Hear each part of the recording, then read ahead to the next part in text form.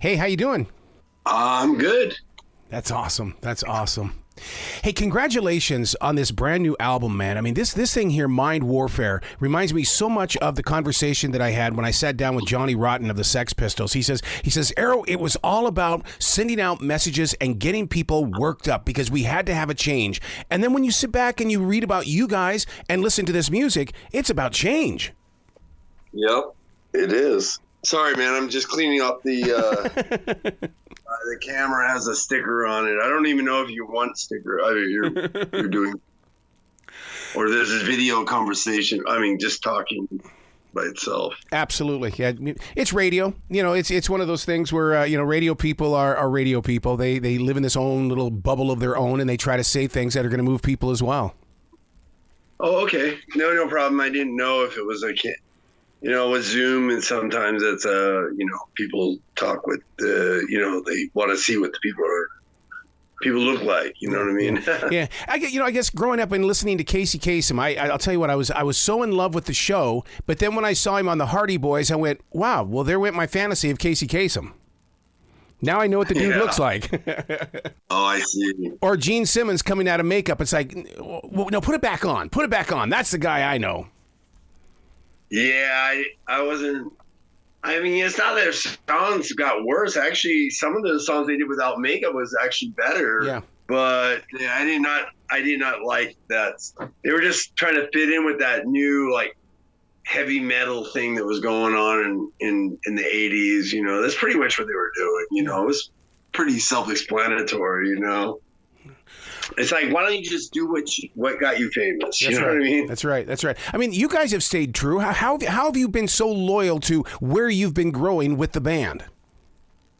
I mean, we've gotten better as musicians, but to be honest, I mean, that's what the kids, the people that got into the music band in the first place wanted. So we kind of just do something in that genre to keep them interested, and also.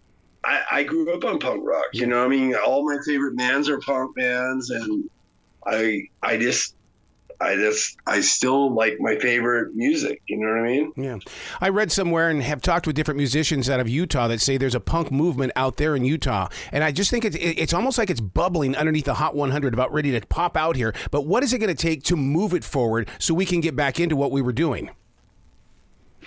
Well, I mean, it's coming around. It's really slow. It's not what it was a few years ago, or even actually 20 years ago it was popping pretty hard, and then 30 years ago was ridiculous. It was off the charts. You know what I mean? Yeah.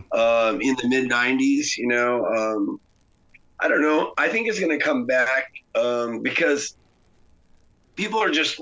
It seems like these kids are looking for something, you know what I mean? But they haven't found what they're looking for. And I mean, the truth is, in my opinion, most of the stuff that's out there right now, like the music, is not really about thinking about anything. It's about not thinking, you know what I mean? Mm-hmm. And I don't really like that. I grew up on the Dead Kennedys and bands like that. And those are the bands that make you think, you know what I mean? Well, I mean, even with Mind Warfare, I mean, right away, I mean, you start picking up on this that okay, you're taking a stand, and then there could be and will be a mass awakening, but people have got to be prepared for it instead of just standing on the sidelines. Yeah, I mean, the album, the word originally I wanted to call it the fifth generation warfare, but everybody thought, what the fuck is that? My band really had no idea what fifth generation warfare meant. But fifth generation warfare is actually a military strategy to alter people's perception of the world. You know what I mean? And even though the United States military is supposed to only be focusing on enemies of the United States, unfortunately, the U.S. military is actually focusing on the United States itself. Yeah. And fifth. I mean, like I said, they're using these strategies of disinformation and all kinds of other ways to manipulate the mindset of the people of America, which is should be completely illegal because, the U.S. government is supposed to support American people, but it's not like that anymore. They don't care. They haven't cared for a while. I mean, you remember when John F. Kennedy was shot, Yep. Pretty much everybody and their grandma knows it was the CIA. Well, probably worked for the CIA too, but he didn't kill nobody. You bring up the John F. Kennedy situation, and they say that that's the first time where Americans no longer trusted their government anymore. And so that's really, it's just one of those things where, but where were the voices? Well, they quieted the voices down by creating a story to go with it. Oh, yeah. They called anybody who questioned the John F. Kennedy. And CIA actually came up with this. This is actually a true story, and anybody can look it up if they really want to. They created the word conspiracy theorist based off of the John F. Kennedy story, because people were questioning that John F. Kennedy was killed not by this Oswald guy and somebody else, and they say you're a conspiracy theorist, and they pushed it in the media, and people bought it. You know what I mean? Not everybody bought it, but people that don't want to think bought it. You know what I mean? And unfortunately, the majority of Americans don't want to think. You know what I mean? They want to believe that this fantasy land is all real, and then there's no way in hell that our government would ever betray us. But, the founding fathers even knew that the governments are not trustworthy, because they wouldn't have put all these things into the Constitution to make us defend ourselves against our own government. You know what I mean? So the founding fathers knew it from the get-go that government is not to be trusted. Exactly. So is this part of the fuel behind the song Rise Up? Because, I mean, we've got to have a voice, and not just a voice that's going to sing along. It's got to be an active voice inside the community. Rise Up is just about being oppressed by everybody. It could be anything. It depends on the person or their situation. Of course, it could be the government, or it could be your parents. It could be the church, or your relationship. It could be about anything. The song is pretty diverse. You know what I mean? The bottom line is, don't stand and be pushed around in that song, basically, and rise up. You know what I mean? And of course, for me, it's I always immediately focus on governments and world superpowers and billionaires or so-called elites who think they run the world, and I always focus on them. But, some of my band members, they have, like, my band members never, like for instance, my drummer, Miguel, he was more irritated. He never really thought about the government situation. He was irritated because he was forced by his parents to go to a Catholic school, and the Catholic school was all super strict on him when he was a kid, and for him that was more traumatizing than the government. You know what I mean? But I mean, and I know lots of people have really bad relationships, girls and men, and they put up with it, or women and men. I'm sorry, and they put up with it, and it's traumatizing, you know what I mean, to them. And sometimes some of these people never recover from it. You know what I mean? Right. And to me, that can sometimes be the birthplace of art, music, comedy, acting, because we go into these dark areas and we've got to get out somewhere. And then we lose those voices once a little bit of fame starts coming into our veins. It's like, okay, I know, I'll be happier now. Yeah, well, money is bullshit. I mean, first off, the Federal Reserve is, it's not real money. I mean, they print paper or digital money based on zero, like absolutely zero. And some people go, well, it's not zero, it's based on something. And I'm like, well, yeah, it is based on something. The U.S. government since 1933 has been, they did the Social Security Act. And the Social Security Act was basically to fund the Federal Reserve. And what they were doing is they started taxing the United States citizens, which is illegal, by the way, according to the Constitution, but they were doing it anyways. And they were using the taxes to fund the Federal Reserve, so give money to the Federal Reserve. But then later on, they changed that. And when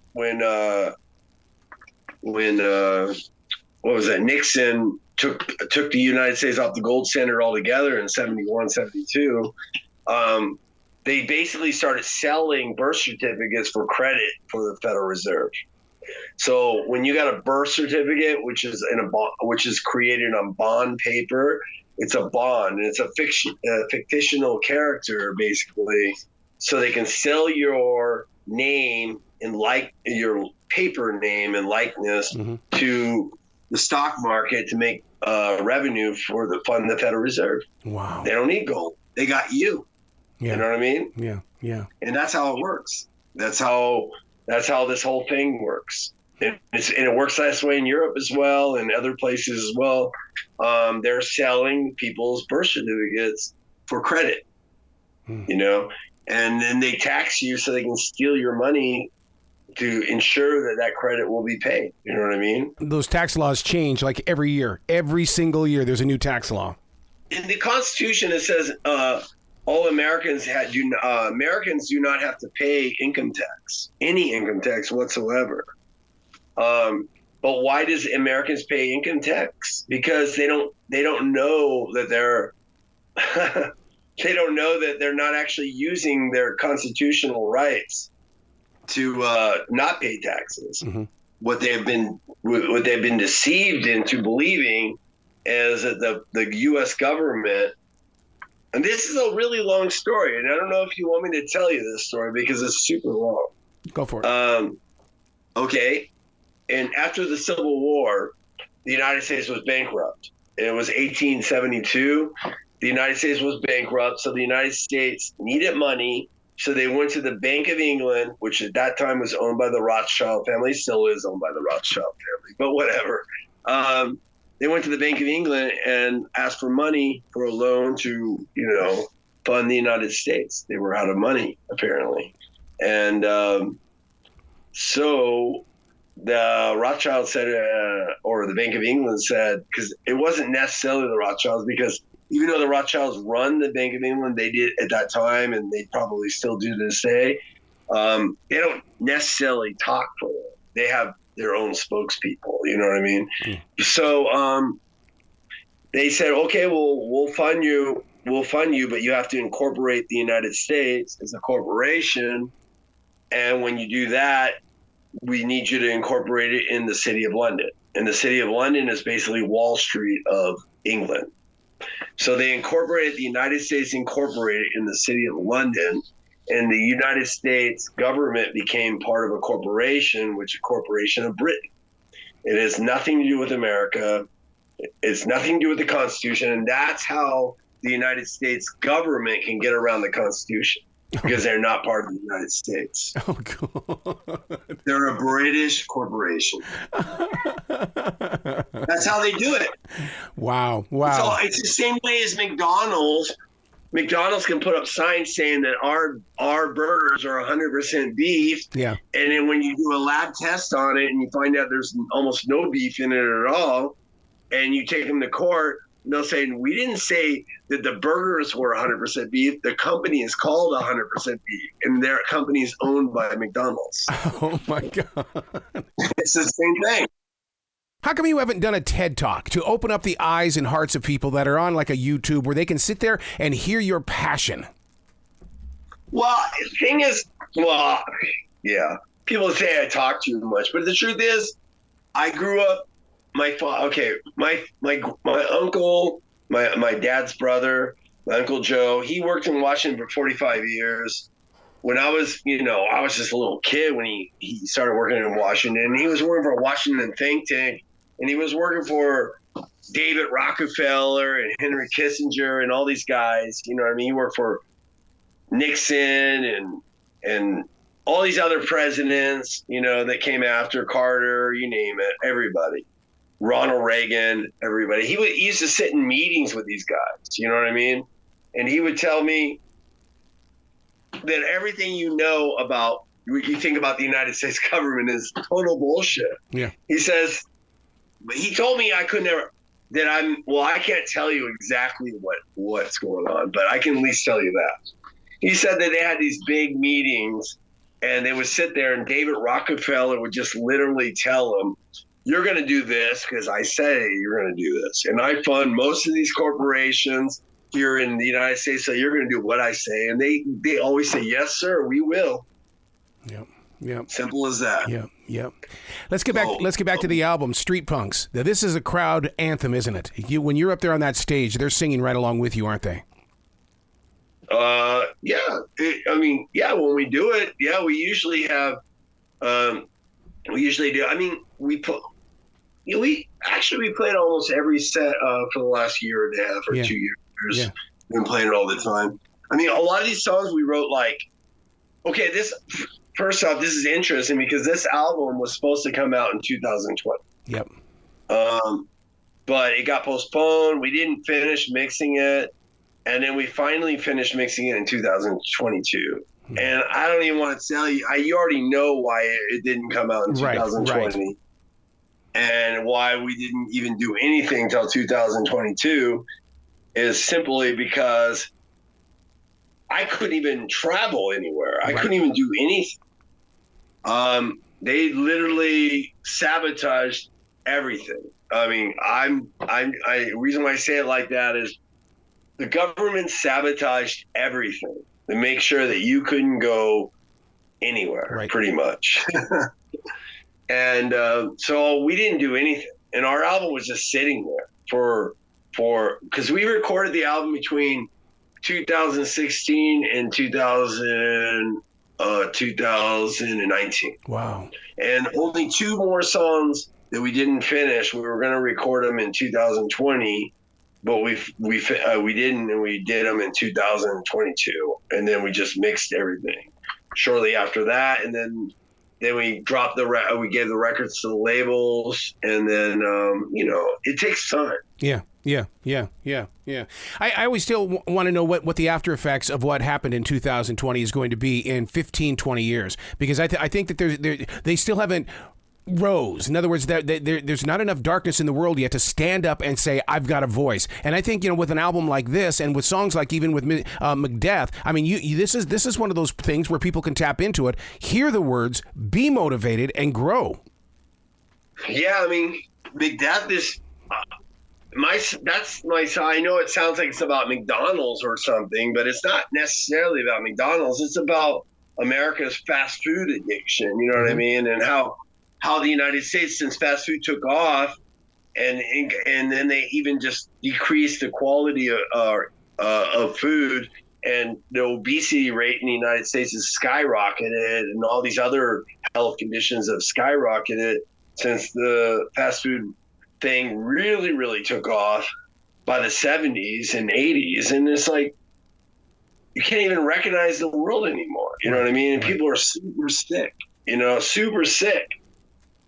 And they do it to themselves. And that's the worst part about it. But they don't think they do it to themselves, but they do. Yeah. You know what I mean? Yeah.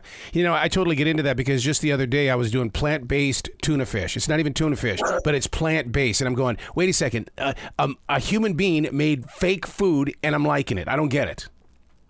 Yeah, it's probably not good for you, unfortunately. Our ancestors lived on varieties of different types of foods, but they were all organic, and it didn't matter where they came from. They killed a fish, and the fish out of the ocean or a lake or stream, or they shot a deer or whatever, or killed a chicken, or grew some veggies in their backyard. You know what I mean? It's all organic. Nowadays, it's all just super processed. Yeah. Are you taking this album out on the road? Are you guys out there now, or you got something planned? Right now, we're off. I mean, our last tour, we ended at the beginning of October because we were on tour the entire year up to October. Wow. So everybody wanted a major break because we were nonstop. Mm-hmm. But now we're going to go back on the road, and we might have a tour in March, a little tour, like 2 weeks or something in Southeast Asia. But we are definitely doing a full tour in April, and then we're going to Europe in May and June, and then after that, again, we have another full tour with Exploited in September, and we're going to tour the whole U.S. Yeah. And part of Canada. What part of this nation latches on to punk the best? I mean, is it the New York area, or is it more the Pacific Northwest area?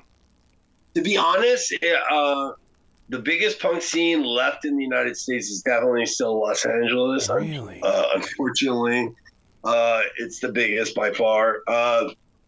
Like when we play like these, well, it doesn't even matter. Like I play with like Exploited, for instance, in LA, and we have like 2,000 kids. You know what I mean? Yeah. I play with Exploited in New York, and there's like 500 kids. You know what I mean? It's way bigger. Wow. And it doesn't even matter if it's Exploited. Even we just played a gig with Black Flag, and it was like 500 kids in New York. And then we played in LA, there was like 1,500 kids. You know what I mean? So it's a major difference. Yeah. So I'm not saying the East Coast sucks, but I'm just saying that East Coast punk scene is not, well, maybe it's because it's super difficult to get around in the East Coast, and the cities are compact. That might be the major problem. Everybody in Southern California drives, you know what I mean? Everybody has a car, and there's usually parking everywhere, you know what I mean? So it's a little bit easier to get around, I think. I mean, New York is crazy, man. I mean, driving in New York, I want to rip my hair out of my head driving around there. I mean, and sometimes it takes you a couple of hours just to go down the street. Right. You know what I mean? I see cops driving on sidewalks. Oh, yeah. Because it's Oh, that's so true. Where can people go to find out more about the band, about the new album, and where you guys are going to be going on tour? Well, I mean, our website, I don't know if it's up or not. It was up for a while, and then it went down, and Jordy, I think, is bringing it back up. So, but right now, I think just Facebook is the best place. Facebook, on Total Chaos Punks on Facebook. I mean, it's pretty easy to find us on there. We have over 300,000 followers already on there. I mean, that's the best way. And I know Instagram is, that's kind of new for us. I think they only opened the Instagram site like a couple of years ago. Yeah. I mean, all of us are old guys. You know what I mean? We're not really into this new technology thing, but you have to nowadays. You have to kind of adapt. You got to come back to this show anytime in the future, Rob. The door is always going to be open for you. Yeah, where are you based in? I'm here in Charlotte, so I fully expect you guys to come cruising through Charlotte sometime. Oh, Charlotte, North Carolina? Yeah. Oh, yeah, I love Charlotte. My buddy, he's in a band, Beatdowns, but he's got the band, The Beatdowns. And I always make a joke at him, and I say, "Don't make me beat you down, bro." I always say that. Well, when you come to Charlotte, we got to do a face-to-face conversation. Yeah, sure, man. I mean, what's funny is last time I was in Charlotte. I don't remember exactly. And it wasn't the last time, but the last time I was in Charlotte, I was with GBH. It's been a while. It's been like 8 years the last time I was in Charlotte. But the time before that, I went and saw Star Wars in Charlotte. Oh, my God. Not Star Wars, the 77 Star Wars. I saw the Star Wars, the mid-2000s Star Wars. Yeah. I think it was Revenge of the Sith we saw. Yeah. Yeah, we saw it in Charlotte. Went to the Charlotte movie theater. Me and my whole band. Oh, that's awesome. That's awesome. It was cool. You be brilliant today, okay, man? All right, man. It was cool, man. Thanks a lot. And nice talking with you.